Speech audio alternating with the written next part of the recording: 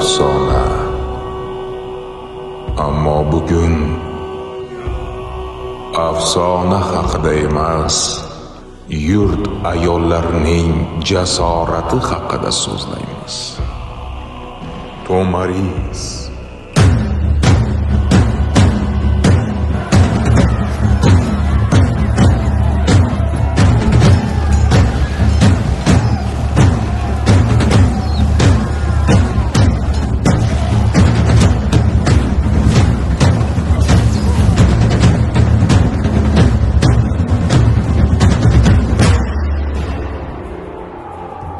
Farangiz munosib o'lim topdi.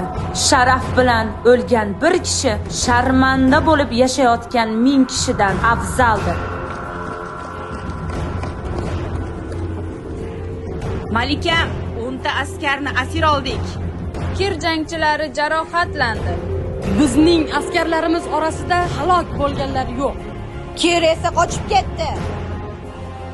Aza kiyimini jang kiyimiga almashtirgan ayoldan qo'rq. Orqa!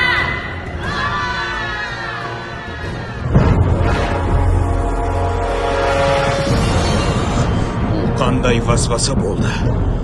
Bu bizning mag'lubiyatimizdan darak beradi.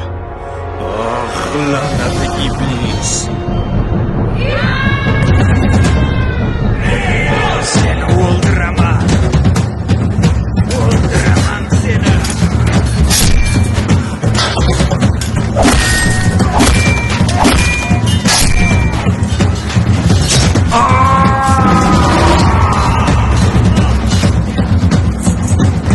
Qonga tashna eding. Qonga to'y!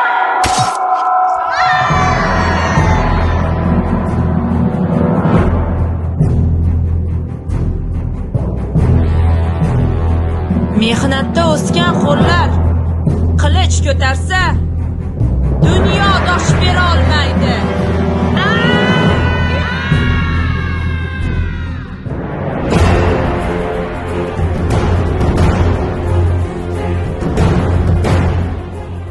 Yurt o'g'lonlari singari jangga shay turgan jasur ayollar, mardonavor qizlar, yovga ko'ksin qalqon qilgan u bo'yin egmagan, or nomusin, g'ururin baland qo'ygan yurt ayollari, siz chinakam To'maris izdoshlarysiz.